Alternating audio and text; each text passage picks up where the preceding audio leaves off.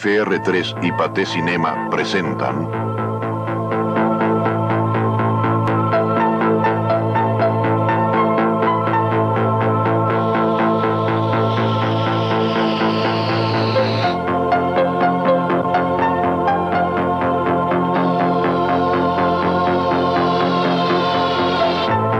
La revolución nuclear.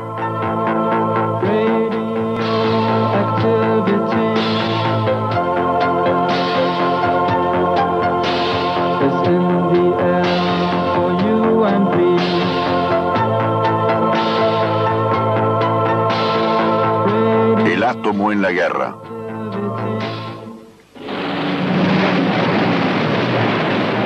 ...7 de diciembre de 1941. Ese día menos que nunca el Pacífico se hizo merecedor de su nombre.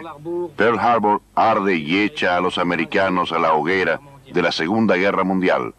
Por una ironía de la suerte, muy común a los vaivenes de la historia de la humanidad, el día anterior, el 6 de diciembre de 1941, el presidente Roosevelt tomó una iniciativa importante que 4 años más tarde le demostrará al mundo que hubo en realidad entre estos dos acontecimientos una estrecha relación que nadie en ese momento podía imaginar. Esta iniciativa del 6 de diciembre fue la vía libre dada por Roosevelt a los físicos americanos de someter al átomo, porque la Alemania nazi está muy interesada en ello, porque Inglaterra presiente que el conocimiento del átomo podrá permitirle fabricar la bomba atómica.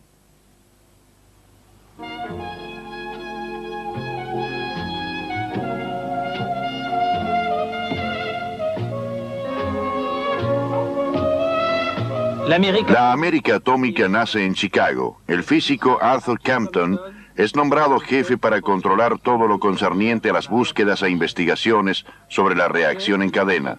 El proyecto ultra secreto recibe el discreto nombre de laboratorio metalúrgico. Todas las investigaciones son llevadas a cabo en la Universidad de Chicago, donde Compton ejerce su profesorado de química.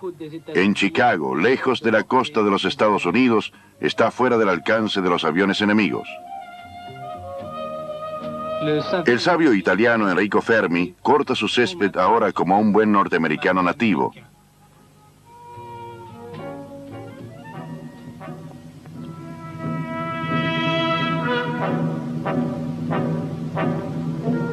Fermi no ha perdido el tiempo después de su huida de la Italia fascista.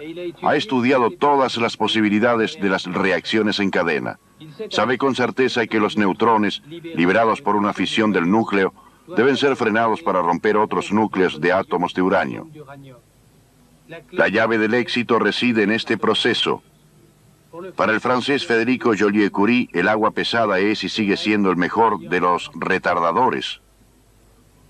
Fermi y su equipo eligieron el carbón para su experiencia bajo la forma del grafito. Muchas toneladas de grafito para tantas otras toneladas de uranio.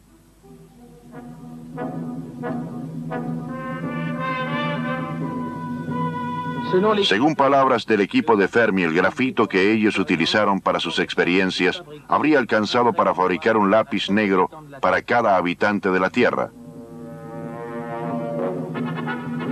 Pragmático y ansioso por lograr un éxito rápido, Fermi se transforma en albañil, en carbonero, pero quiere triunfar. El físico francés Pierre Auger, que ahora está refugiado en los Estados Unidos, conoció bien al Fermi de aquella época. Era realmente muy hábil con sus manos y un investigador de primer orden. Pasaba mucho tiempo en su taller fabricando sus propios equipos con el torno y la fresadora. Disfrutaba mucho de eso. Él no tenía, fuera de esas actitudes, otros intereses que le importaran más allá de la ciencia. El arte y particularmente la literatura no le interesaban demasiado. Y cuando tenía un poco de tiempo libre lo utilizaba para hacer deportes. Iba a nadar al lago Michigan o a jugar al balón con los jóvenes. Él tenía un carácter muy juvenil además. Había que tener espíritu de joven y había que ser optimista para llevar a buen término tales investigaciones. Por otro lado, la discreción de rigor, los medios materiales no siempre concordaban con las necesidades. Era una especie de muralla de carbón. Había una pila de ladrillos de grafito. Cada ladrillo central contenía 2 partes de óxido de uranio y todo eso estaba recubierto de una capa de caucho que colgaba por todas partes. Se había pensado que debían ubicarlos en una atmósfera de helio, pero luego dejaron esa idea de lado. Realmente no era muy hermoso de ver. La pila de Fermi es muy grande y muy voluminosa. Por ser tan pequeños, los neutrones se escaparían antes de que se hubiera provocado la fisión. Esta pila debe ser, por lo tanto, más importante que una partícula de su masa que permanece inerte. En efecto, los sabios advierten rápidamente que el uranio natural es una mezcla desigual de 2 tipos de uranio, 2 hermanos casi gemelos, el uranio 238 y el uranio 235, pero que solo el uranio 235 tiene la propiedad de desintegrarse cuando se lo expone a los neutrones. Lamentablemente para estos investigadores, el uranio natural contiene 140 veces más uranio 238 que uranio 235.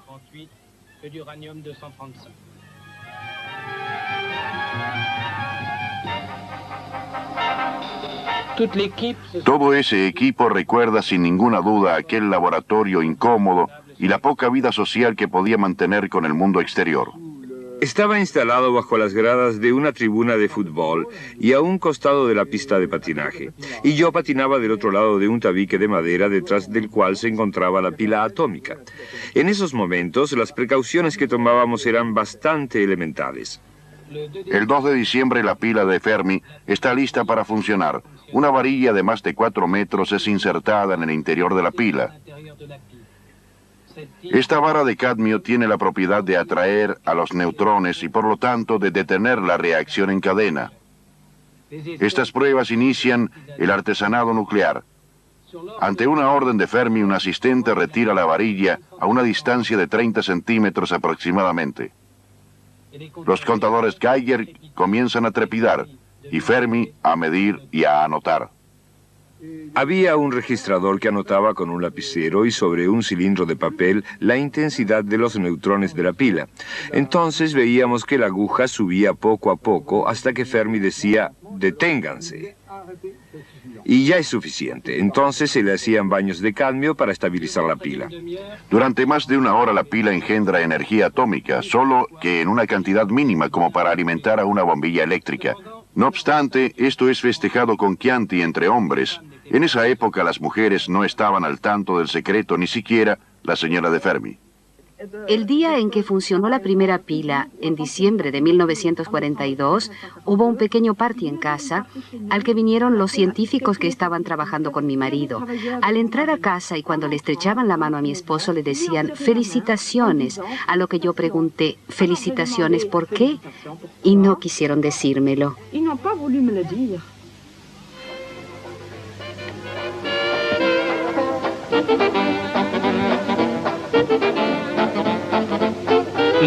Al éxito obtenido en Chicago por Fermi, va a unírsele otro éxito realizado en California y que también será determinante para la marcha de los acontecimientos.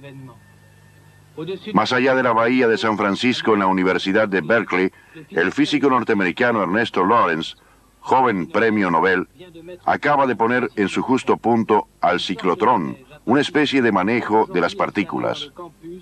Este monumento levantado en el campus universitario nos recuerda aquel acontecimiento.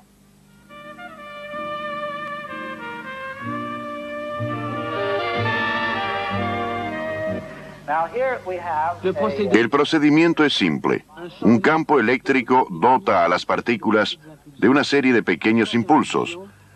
Con cada impulso la velocidad de las mismas aumenta un poco más y un gran imán orienta su trayecto, obligándolas a permanecer en el interior de la criba, hasta que finalmente las partículas son dirigidas hacia un blanco, produciendo entonces una potente energía.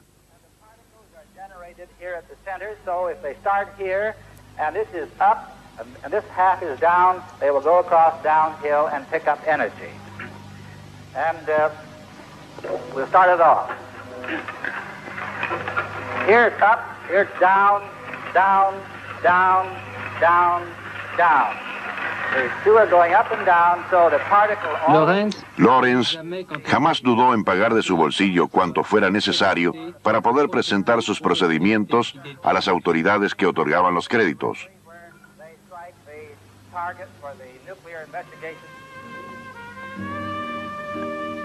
Un colega de Lawrence en Berkeley, llamado Glenn Seaborg, tuvo la idea junto con su equipo de bombardear el uranio 238 con neutrones acelerados. Seaborg obtiene de esta manera dos nuevos elementos que no existen en estado natural y los bautiza Neptunio y Plutonio a partir de los planetas Neptuno y Plutón.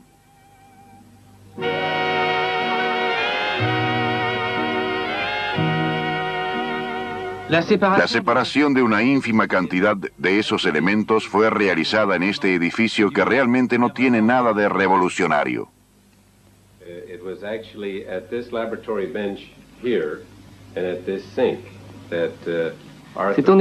Fue realmente sobre esta mesada y este mismo fregadero improvisado laboratorio que Arthur Wall hizo su histórica experiencia de oxidación, que demostró por primera vez que uno de los productos de transmutación del bombardeo de uranio se debía a un isótopo del nuevo elemento que llevaba el número atómico 94.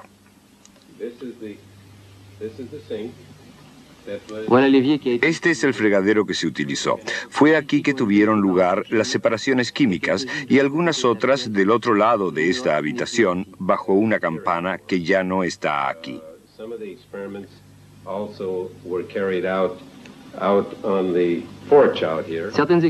Otros experimentos se hicieron en el balcón que ven al fondo, que se hizo con el fin de poder continuar con los experimentos, especialmente aquellos en que el humo podía diluirse en el aire.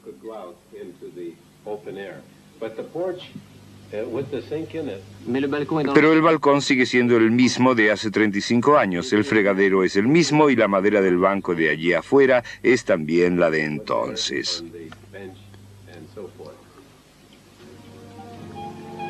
Washington sigue con atención el descubrimiento de Seaborg, ya que el plutonio es fisible y se presta al igual que el uranio a la fabricación de bombas.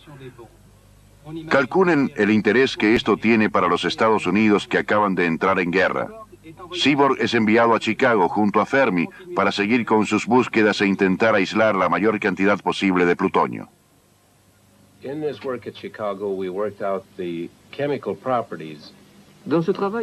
En esa tarea en Chicago nosotros elaboramos las características químicas del nuevo elemento y encontramos un método para lograr separarlo químicamente de los productos de fisión que se presentarían cuando se lo manufacturara en la reacción en cadena de la pila. En esa época, un joven químico nuclear muy competente trabajaba con nosotros, Bertrand Goldschmidt. El aislamiento del primer cuarto de miligramo se hizo en 4 pequeños grupos y el nuestro tuvo la siguiente anécdota. Una noche nosotros colocamos nuestro producto en un recipiente de Pyrex encima de un estante de madera dentro de un armario y uno de nuestros colaboradores, que era muy prudente en lo que respecta a las radiaciones, cosa rara en aquella época en la que todo el mundo era mucho menos prudente al respecto que lo que se es actualmente, ese colaborador, colocó ladrillos de plomo alrededor del producto. Al otro día, por la mañana, cuando regresamos, nos encontramos que el recipiente se había fundido y que toda la solución se había esparcido, gracias a Dios, sobre un ejemplar dominical del Chicago Sun, que era tan grueso que había absorbido toda la solución, que nosotros tuvimos que recuperar disolviendo el periódico y la porción que logramos finalmente era más o menos de 1/6 de miligramo de plutonio y la bautizamos como extracto de periódico. El 18 de agosto del 42, aislamos la primera cantidad de plutonio importante. Era la primera vez que el hombre conseguía un elemento a partir de la transmutación. Es decir, que era la primera vez que los sueños de los alquimistas de la Edad Media se volvían realidad. Y debo decir que si bien el plutonio no es oro, tiene un poder dentro del equilibrio mundial, aún en nuestros días, que es mucho mayor, diría, al del oro, ya que es la fuente de la energía y del poder político internacional. Verano del 42. Washington se agita discretamente. A pesar de la oposición de numerosos sabios, Roosevelt confía todas las búsquedas atómicas a los militares, creando el Manhattan Project. Su director es el general Leslie Groves, un oficial del Cuerpo de Ingeniería Militar que sueña con partir hacia el frente. Se le asegura que su trabajo lejos del frente será tan apasionante o más. El doctor Bradbury ha trabajado con él durante la guerra. Yo tenía mucha admiración por ese hombre. Él no tenía un espíritu científico muy desarrollado y sin embargo logró llevar adelante el proyecto, las plantas de producción, los laboratorios, etc. Él sabía discernir y seguir los buenos consejos. Me ayudó muchísimo. Además me encomendó tareas de gran responsabilidad y sus más grandes dificultades estribaban tal vez en sus relaciones personales con los civiles. No sabía a ciencia cierta qué debía decirles, cómo tratarlos. A menudo quería granjearse sus simpatías y decía algo que no cuajaba. Quería ser divertido, pero sus bromas sonaban a falso. Leslie Groves, sintiéndose incapaz de seguir a los investigadores en el terreno de las teorías científicas y de sus cálculos, decide oportunamente compartir sus responsabilidades con un joven investigador, el luego famoso Robert Julius Oppenheimer. En la Universidad de California, donde enseña física junto a Lawrence y Siebel, Oppenheimer tiene como colega y amigo a un profesor de francés traductor al inglés de Malraux y Aragón, llamado A. Conchevalier. Oppenheimer había aprendido varias lenguas, el francés, el español, también había aprendido el holandés. Estudiaba el sánscrito para poder leer los textos de las grandes obras literarias hindúes y leía constantemente. Leía mucho en latín y en griego, además, por lo que era una persona muy fuera de serie. Sin embargo, a pesar de todas sus reconocidas virtudes, el pasado de Oppenheimer inquieta un poco al general Groves, pero este último no tenía mucho para elegir.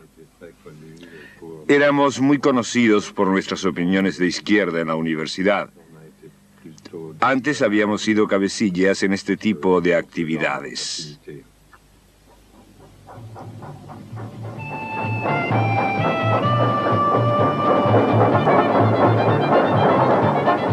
Como oficial de ingenieros y directivo de empresa, como ahora se había vuelto, Leslie Groves se pone a la búsqueda de terrenos para instalar sus plantas. La prioridad absoluta, alejarse de las miradas indiscretas. Leslie Groves tendrá a su cargo durante 3 años a 150,000 personas que trabajarán para él y el presupuesto total de gastos que utilizará será de $2,000 millones de aquellos años. Robert Oppenheimer, que posee un ranch en el desierto de Nuevo México, propone instalar allí uno de los centros de investigación. Es así como 300 años después de los primeros pioneros, Groves y Oppenheimer se instalan en los alrededores de Santa Fe, donde apenas residen unos pocos indios y un puñado de mexicanos. Qué maravilloso sitio militarmente hablando para fabricar e incluso probar la bomba atómica. Mirando hacia el Río Grande en un decorado del filme del oeste a 2,000 metros de altura en una meseta solitaria cortada por el cañón de los Álamos, un colegio para niños llama la atención de Groves.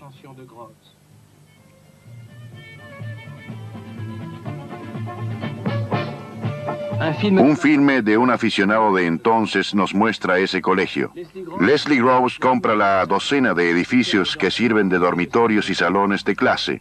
De ahí en adelante, para esos colegiales, el colegio terminó.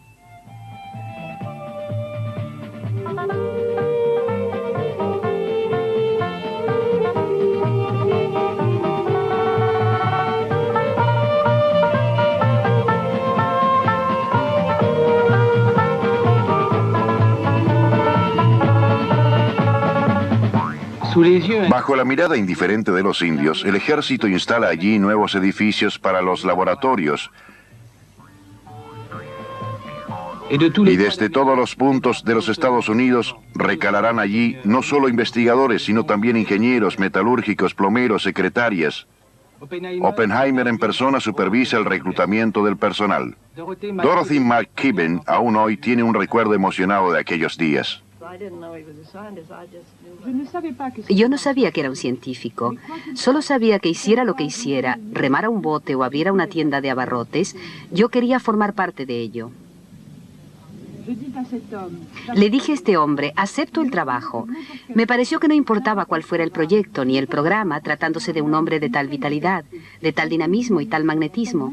Yo quería tomar parte en ello y tenía frente a mí a J. Robert Oppenheimer. And it was J. Robert Oppenheimer.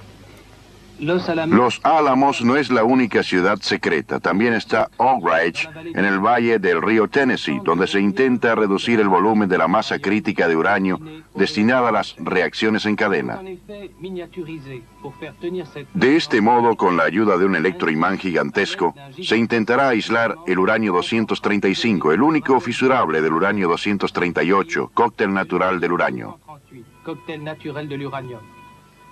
Pero debido a la guerra falta cobre para la fabricación de cables eléctricos. El auxiliar del general Grouse tiene entonces la idea de hacer un petitorio de plata, metal que es muy buen conductor, al tesoro estadounidense. Ese hombre se llama Kenneth Nichols. Me presenté ante él y le dije que formaba parte del proyecto Manhattan y que necesitábamos plata metal para fabricar conductores y que ya teníamos la aprobación del Ministerio de Guerra. ¿Y cuánto necesita?, me preguntó. Le dije, 6.000 toneladas. Y el director del Tesoro me contestó, joven, el Tesoro no se encarga de toneladas de plata, sino de onzas. ¿Cuántas onzas necesita usted? Como se temía que faltara uranio enriquecido para llenar las futuras bombas atómicas, Leslie Grouse compra un terreno que es 3 veces la superficie de París, en Hanford, al noroeste de los Estados Unidos.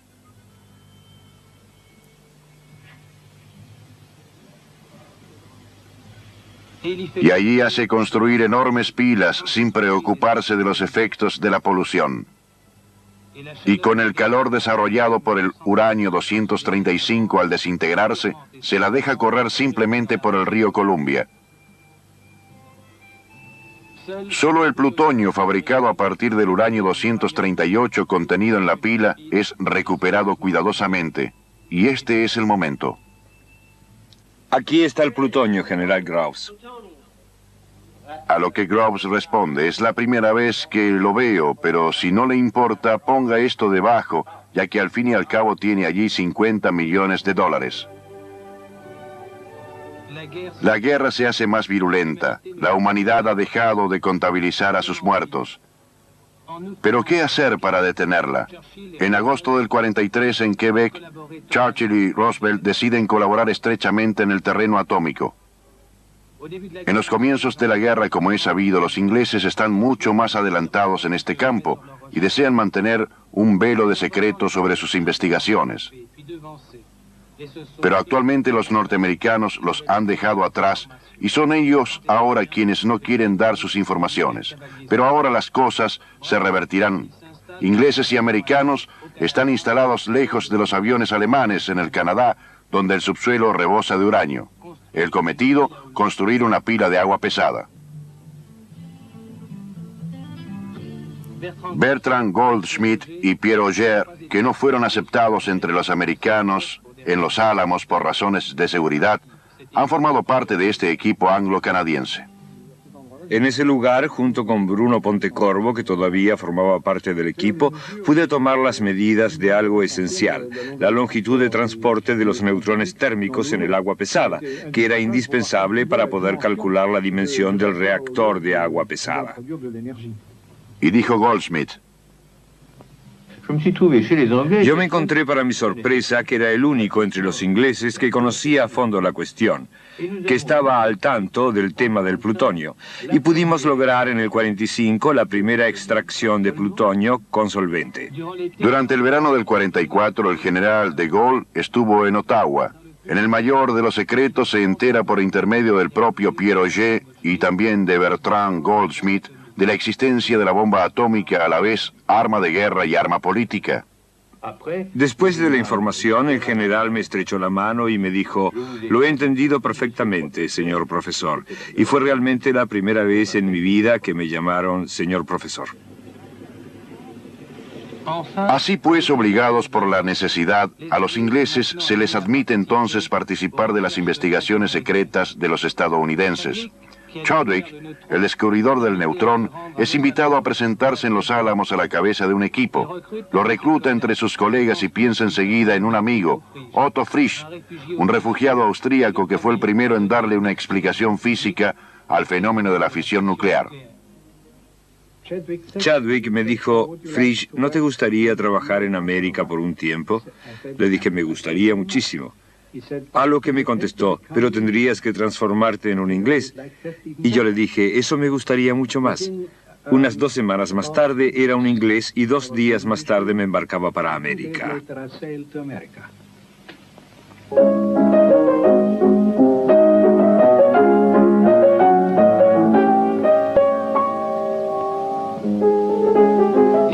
Y así fue como Otto Frisch, enamorado de la física y de la música, desembarca en Los Álamos con su piano, que forma parte del equipo.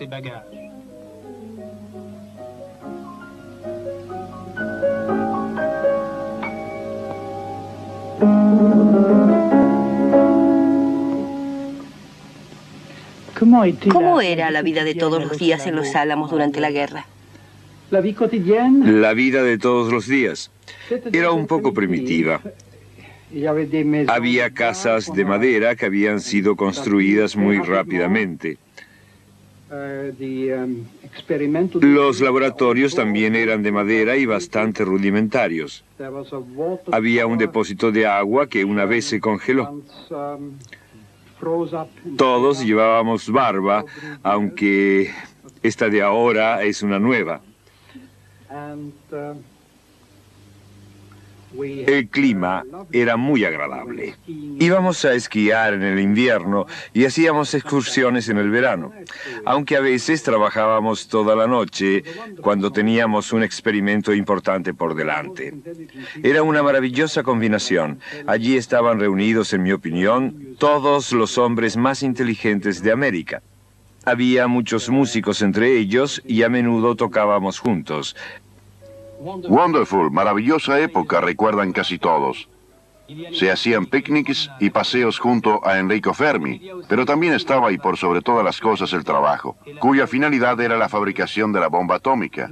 Trabajábamos como bestias allí, diría más tarde Oppenheimer. Entonces, ¿cómo se hacía para hacer trabajar a todos estos hombres sin distraerlos un poco de vez en cuando? El doctor Schreiber nos da su testimonio.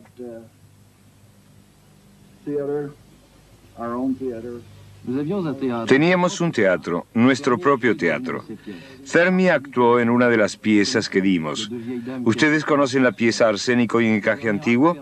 La de las 2 ancianas damas que asesinan a su pensionista. En el último acto, Fermi y otros 3 investigadores muy conocidos aparecían en escena figurando como cadáveres. Y por supuesto se divierte mucho a todo el mundo. En Los Álamos no hay solamente investigadores, también había familias. Fue un periodo muy difícil para las familias de los hombres que trabajaban allí.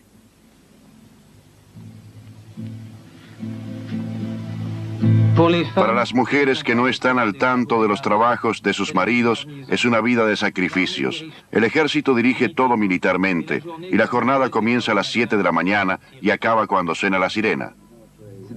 Era una zona militar y federal, así que durante años se suprimió el derecho al voto. Por supuesto, todo eso ha cambiado.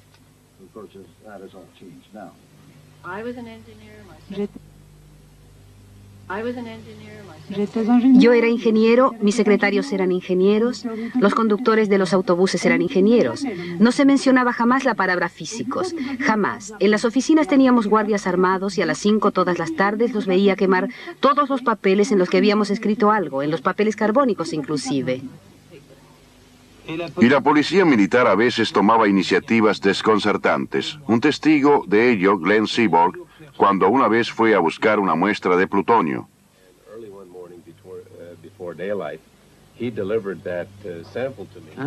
Un día, por la mañana temprano, me entregaron una muestra bajo el control de un guardia armado hasta los dientes. La coloqué dentro de mi maleta y mi esposa y yo hicimos solos el viaje de regreso a Chicago.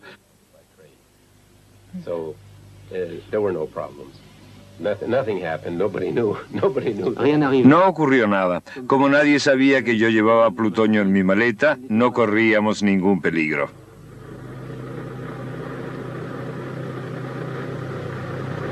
En Santa Fe, la ciudad vecina, se ignora la existencia real de Los Álamos, cuyo número de código es simplemente una Y, y la dirección apartado postal 1663.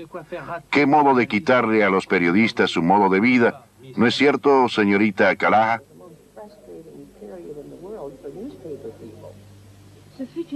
Por supuesto, fue una época de una enorme frustración para los periodistas, ya que desde el momento en que la Escuela de Los Álamos fue vendida al gobierno, se le impuso el mayor secreto a nuestro periódico. En verdad, nos tenían prohibido incluso pronunciar el nombre de Los Álamos. Empezó a llamársele entonces La Colina, y muy pronto también tuvimos que dejar de imprimir ese nombre. Todo lo que tuviera referencia al tema era absolutamente tabú. La gente de Santa Fe se burlaba de Los Álamos porque no sabían qué decir de él. Decían que Los Álamos era una fábrica de parabrisas para submarinos, una casa de reposo para los veteranos de guerra retirados y todo tipo de cosas. Por ese entonces en Europa los aliados progresan. Hitler, a quien ponen entre la espada y la pared, no va a servirse de su última arma secreta, una bomba de uranio. Los primeros oficiales de información americanos franquean el Rin con sus tropas de choque para enterarse a cualquier precio del punto en que están las investigaciones nazis. Todo puede temerse. ¿No es cierto que en las universidades alemanas fue donde la mayoría de los investigadores de Los Álamos han aprendido física antes de la guerra? ¿No fue acaso en Berlín donde tuvo lugar la primera fisión nuclear?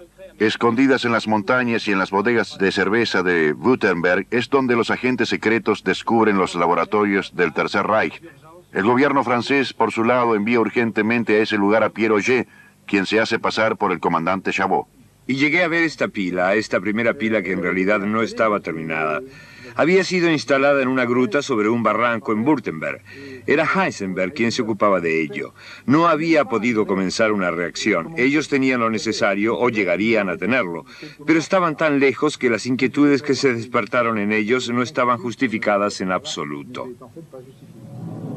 En el ínterin se había arrestado a los más grandes físicos alemanes, Otto Hahn, Heisenberg, Weizsäcker, y queda claro entonces que los sabios americanos han entrado en pánico sin mayor motivo. En realidad, los sabios alemanes nunca habían soñado en fabricar una bomba atómica, dado que el problema del enriquecimiento del uranio les parecía imposible de lograr, y tal vez también por otras razones menos científicas. Habla Weizsäcker.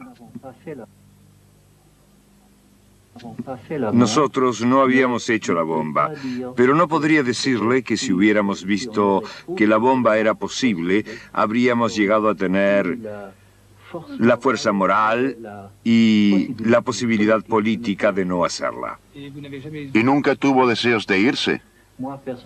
Yo personalmente me quedé. Heisenberg se quedó, Hahn también. Y para nosotros era muy importante que cuando la guerra terminara, pudiéramos salvar a la ciencia no solamente como nuestro medio de vida, nuestro trabajo,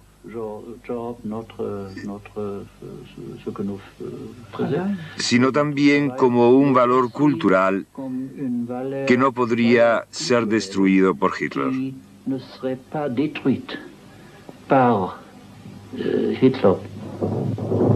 Pero por el momento deben recomenzar de foja cero. En las bodegas de Württemberg, las investigaciones de los alemanes están prácticamente en pañales. Las tropas americanas habían ametrallado todo el conjunto de aparatos, los habían agujereado, el agua pesada se había derramado y los bloques de uranio habían sido extraídos. Yo pude recuperar uno de ellos en aquellos momentos. Eran bloques de aproximadamente estas dimensiones y empezaron a llevárselos hacia todas partes del mundo. Me encontré con gente que vendía este uranio diciendo: si me da una buena cantidad de dinero, le doy lo que es esencial para la bomba atómica. Ellos creían que se bloque de uranio era antes que nada lo que hacía falta para hacer una bomba atómica. Un gran golpe teatral. En los Estados Unidos, el 12 de abril de 1945, el presidente Roosevelt muere súbitamente en el momento en que debían tomarse decisiones cruciales. Harry Truman, su sucesor, ignora incluso la existencia de los Álamos. Hasta ese punto se ha preservado la existencia de esa ciudad y, puesto al tanto precipitadamente, el nuevo presidente toma la decisión de utilizar la bomba atómica contra los japoneses. Pero antes de utilizarla es necesario probarla. En realidad hay dos bombas, la bomba de uranio enriquecido y la bomba de plutonio. Esta última, según los investigadores, podría llegar a tener un comportamiento imprevisible. Para probarla se elige como lugar un confín del desierto de Nuevo México situado a 350 kilómetros de Los Álamos, llamado Álamo Gordo.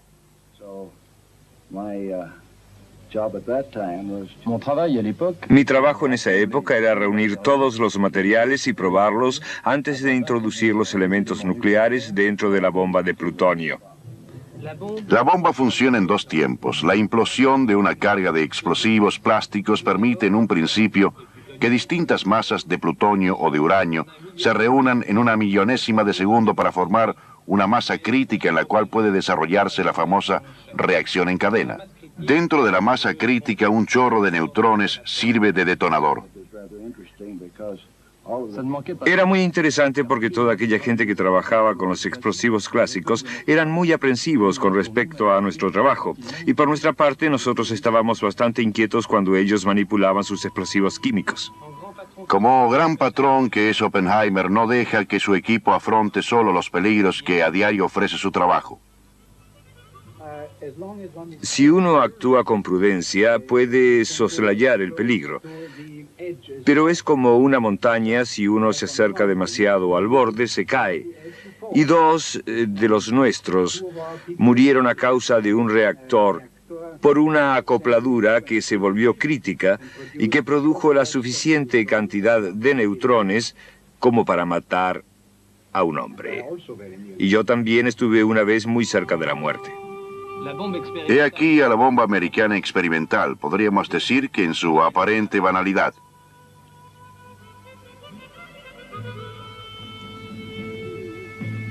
El 16 de julio de 1945 a las 5:30 de la mañana, todo está listo para la experiencia.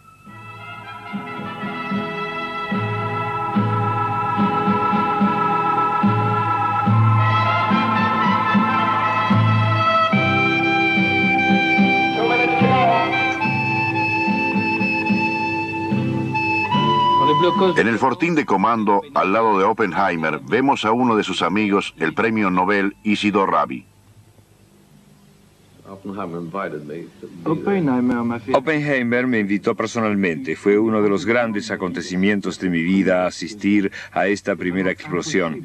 Y realmente es imposible que alguien pueda imaginarse lo terrible que fue ver aquello.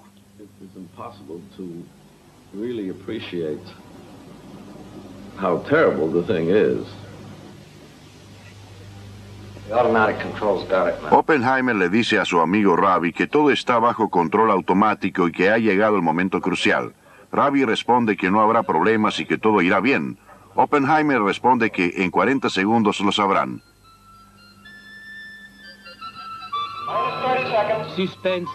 Inquietante suspenso. Nadie sabe qué poder desarrollará esta bomba que está por explotar, ni siquiera el futuro responsable de la bomba de hidrógeno, Edward Teller.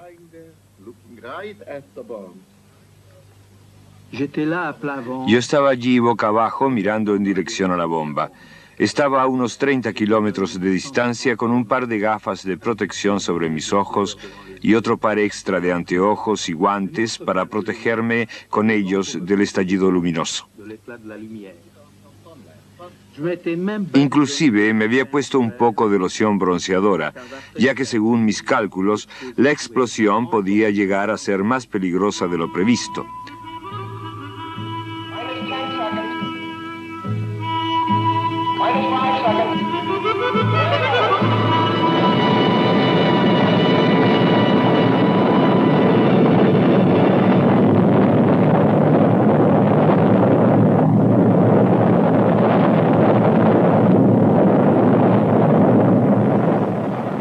And when I tipped the glass, Et quand j'ai retiré le verre fumé, Y cuando me quité los anteojos ahumados, fue como si hubiera abierto bruscamente las cortinas de una pieza a oscuras y el sol entrara de golpe.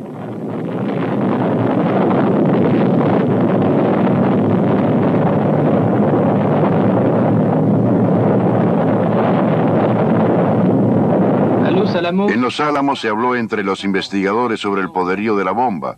La mejor estimación fue la de Isidor Rabi, que sin embargo no es en absoluto un especialista, ya que él se consagró a los estudios del radar. A veces sucede que uno está fuera, ve mejor las cosas. Ellos no querían creerme. Yo les había dicho, no hace falta que hagan la prueba, crean en mis palabras.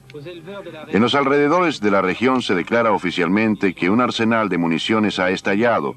Curiosas municiones estas que rápidamente harán aparecer manchas blancas sobre la pelambre del ganado.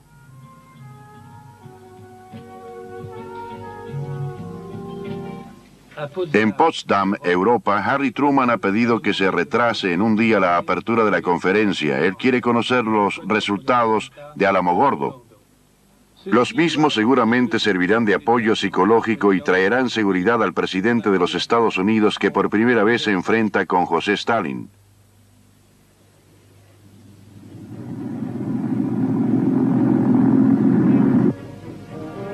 En el campo de batalla del Pacífico, los americanos acaban de reconquistar totalmente las Islas Mariana. Ahora la base de Tinian sirve de cabeza de puente contra el Japón.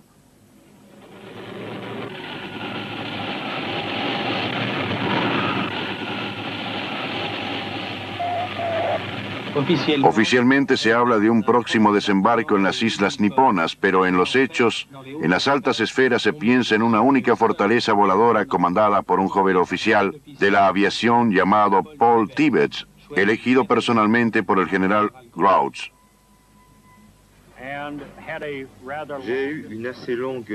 Tuve una discusión bastante larga con el general Grouch en su oficina, donde él me explicó que a pesar del secreto en que se manejaban, él respondería a todas mis preguntas para que pudiera tomar una decisión con total conocimiento.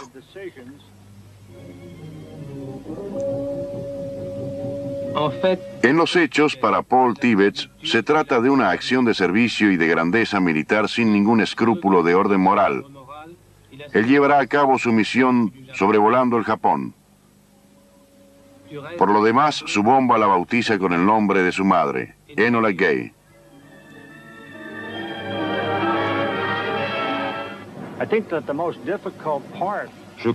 Creo que la parte más difícil de todo el proyecto no estaba en relación con el bombardeo en sí mismo, sino en la coordinación entre el avión y la bomba. La bomba tenía su forma y el avión la suya, y era necesario modificar a la vez el avión y la bomba a fin de que el B-29 la pudiera transportar.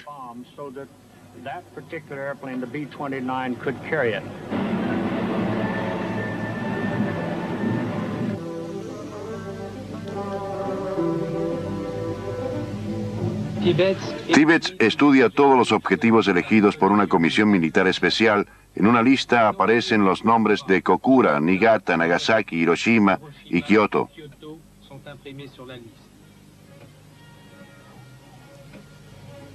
A último momento, la ciudad de Kioto será tachada debido a su pasado cultural. Una de las razones de la elección es que de este modo podrán medirse mejor los efectos reales del bombardeo.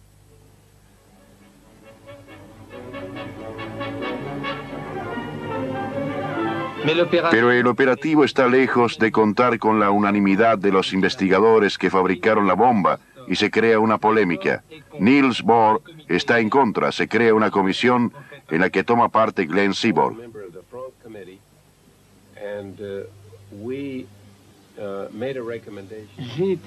Yo era miembro de la Comisión Frank y habíamos sugerido que no se lanzara la bomba sobre Japón, sino que se la probara en alguna otra zona deshabitada, como para demostrarle al enemigo su gran poder de destrucción.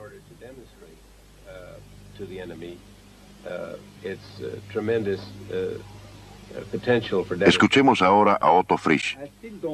Todavía no sé si esta sugerencia de lanzar la bomba sobre una isla deshabitada era la mejor solución, ya que si nosotros anunciábamos una experiencia de este tipo y la bomba no funcionaba, el fracaso habría sido tremendo. Entonces yo pensé que ya que la bomba lanzada sobre Hiroshima evitaría la invasión del Japón y por ende la muerte de millones de americanos y japoneses, ese sería entonces un mal menor. Y dice Rabi: creo que era imposible, humana y políticamente imposible, no utilizar un arma que fuera capaz de terminar con la guerra, puesto que estábamos en guerra. Jamás se le podría explicar al pueblo de los Estados Unidos que de no hacerlo habríamos retardado el final de la misma y por qué habíamos retardado deliberadamente el fin de las hostilidades.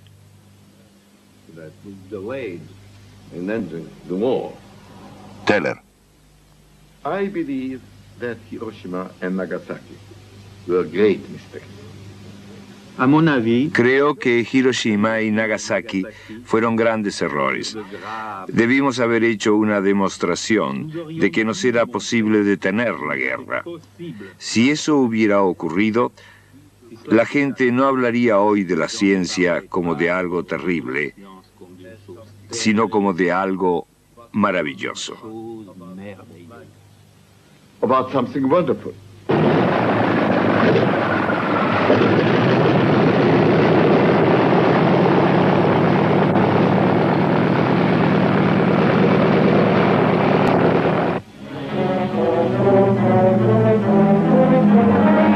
Finalmente decola el avión de Paul Tibbets. Ese 16 de agosto de 1945 a las 3 de la mañana, la fortaleza voladora Enola Gay vuela hacia el Japón, acompañada por otros 2 aviones de observación que medirán los efectos de la explosión. Nadie conoce el objetivo. Será la meteorología la que decidirá si se lleva a cabo. Al salir el sol se les comunica por radio que hace buen tiempo sobre Hiroshima. Mientras nos acercábamos a Hiroshima para lanzar la bomba, el día se hacía cada vez más claro.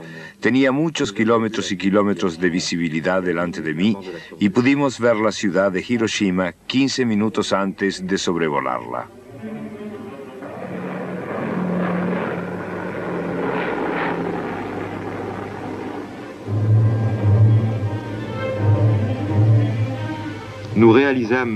Advertimos que si manteníamos nuestra línea de vuelo y la bomba era lanzada sobre la misma ruta de avión, la explosión se produciría mientras nosotros permanecíamos todavía en la vertical.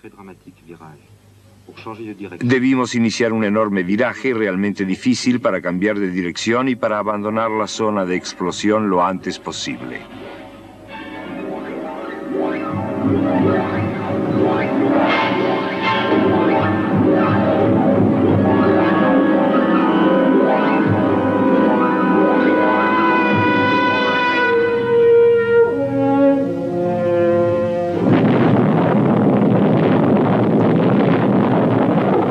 The mushroom-shaped cloud was up at our height. It was up at 30. La nube en forma de hongo estaba a nuestro nivel a una altura de 30.000 pies. La ciudad entera estaba cubierta de nubes negras. Entonces retomamos la dirección de la isla de Tinian, de la que habíamos partido. Al explotar, la bomba dio origen a un viento devastador de 800 kilómetros por hora. Todo queda destruido en un radio de 1,5 kilómetros. El calor desarrollado ha sido tan intenso que en los alrededores del punto de impacto, el acero se fundió. Los objetos que son tocados por el destello solar de la onda pierden completamente su color original. El balance es realmente pavoroso. La ciudad es destruida en un 90%. Many times I have picked up a newspaper or a magazine and I have read stories to the... A menudo al abrir un diario o una revista he leído artículos que dicen que me he vuelto un neurasténico, que he sido internado en un hospital psiquiátrico o que he entrado en un monasterio debido a los remordimientos causados por mi bombardeo a Hiroshima. Todo eso es falso, por supuesto.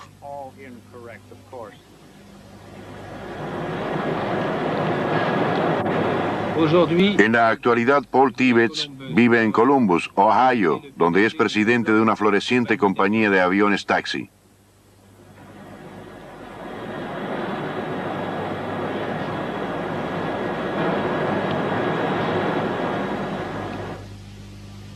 Hiroshima, al menos 10.000 muertos.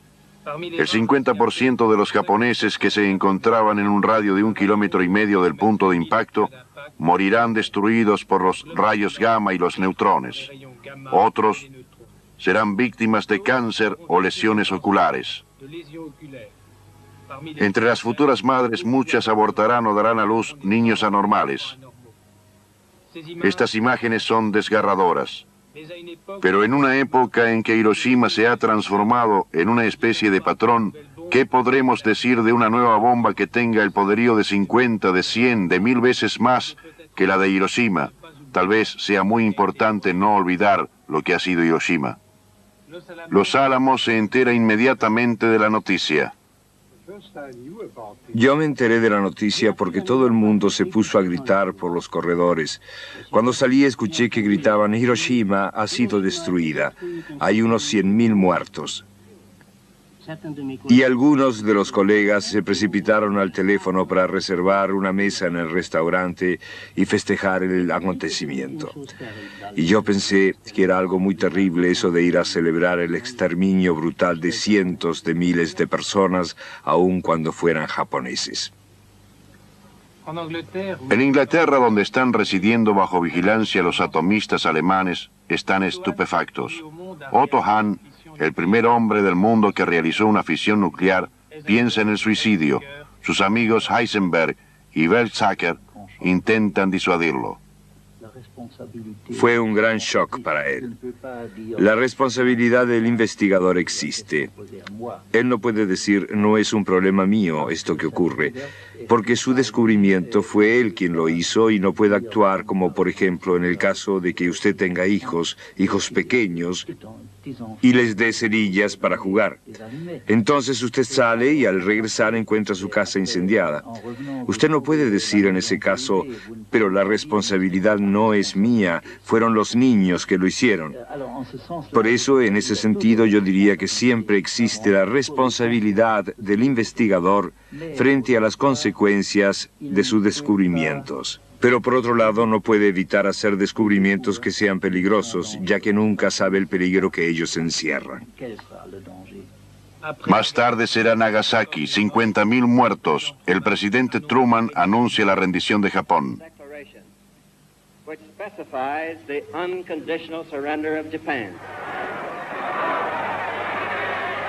Para millones de soldados es la liberación, para el mundo un alivio. Pero a partir de ese momento, la palabra paz ya no volverá a tener el mismo significado.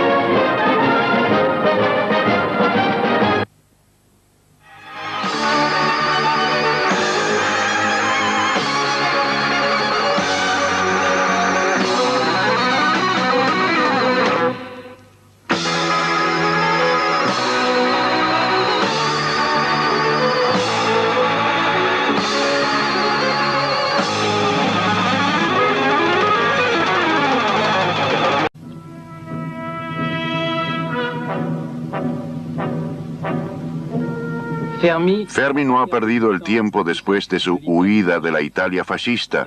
Ha estudiado todas las posibilidades de las reacciones en cadena.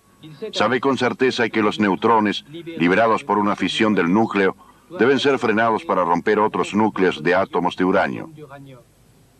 La llave del éxito reside en este proceso. Para el francés Federico Joliot-Curie, el agua pesada es y sigue siendo el mejor de los retardadores. Fermi y su equipo eligieron el carbón para su experiencia bajo la forma del grafito. Muchas toneladas de grafito para tantas otras toneladas de uranio.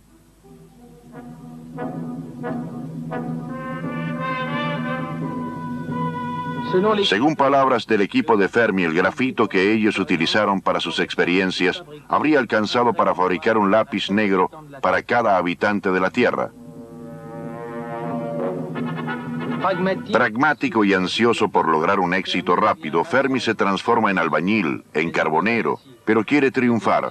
El físico francés Pierre Auger, que ahora está refugiado en los Estados Unidos, conoció bien al Fermi de aquella época. Era realmente muy hábil con sus manos y un investigador de primer orden.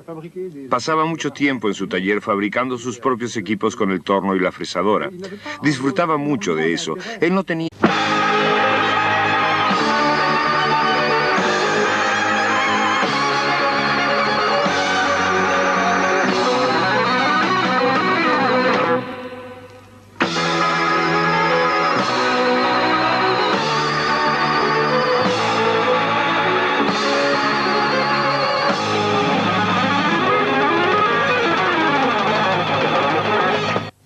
FR3 y Pathé Cinema presentan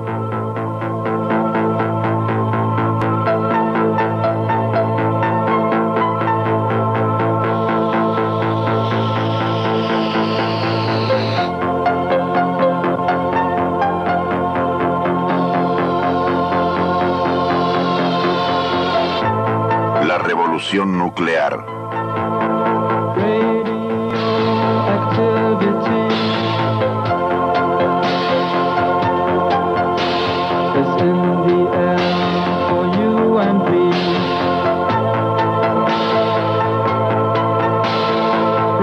El átomo en la guerra.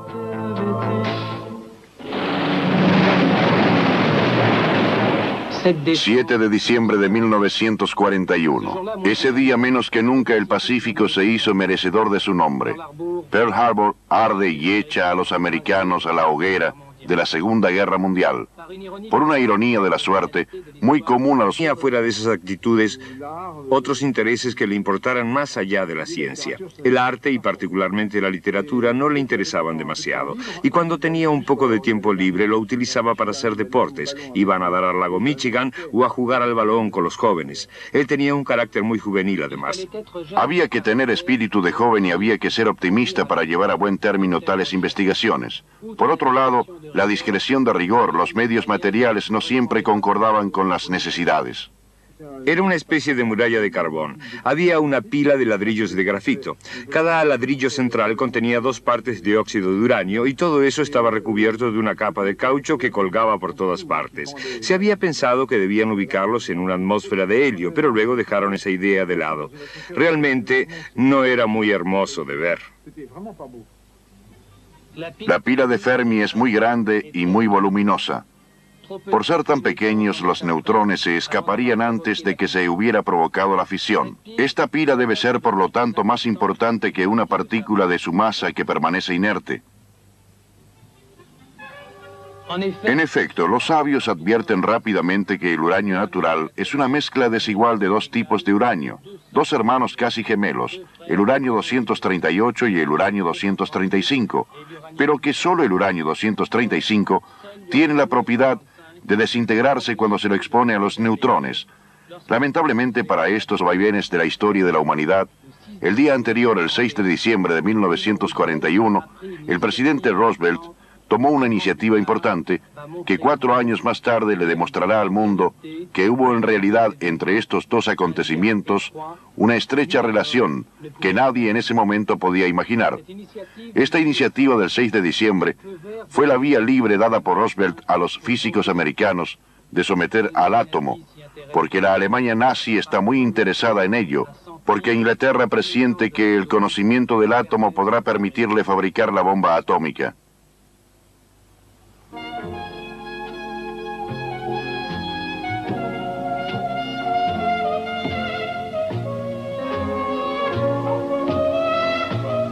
La América atómica nace en Chicago. El físico Arthur Compton es nombrado jefe para controlar todo lo concerniente a las búsquedas e investigaciones sobre la reacción en cadena.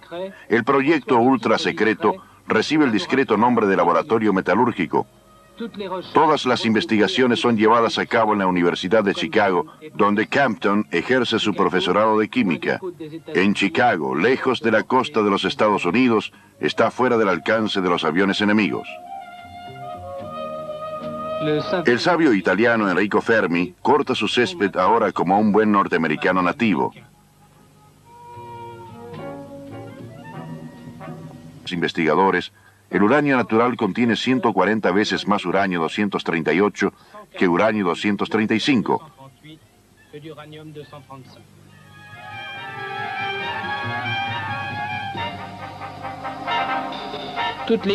Todo ese equipo recuerda sin ninguna duda aquel laboratorio incómodo y la poca vida social que podía mantener con el mundo exterior. Estaba instalado bajo las gradas de una tribuna de fútbol y a un costado de la pista de patinaje. Y yo patinaba del otro lado de un tabique de madera detrás del cual se encontraba la pila atómica. En esos momentos, las precauciones que tomábamos eran bastante elementales. El 2 de diciembre la pila de Fermi está lista para funcionar. Una varilla de más de 4 metros es insertada en el interior de la pila. Esta vara de cadmio tiene la propiedad de atraer a los neutrones y por lo tanto de detener la reacción en cadena. Estas pruebas inician el artesanado nuclear. Ante una orden de Fermi, un asistente retira la varilla a una distancia de 30 centímetros aproximadamente. Los contadores Geiger comienzan a trepidar y Fermi a medir y a anotar. Había un registrador que anotaba con un lapicero y sobre un cilindro de papel la intensidad de los neutrones de la pila. Entonces veíamos que la aguja subía poco a poco hasta que Fermi decía, «Deténganse».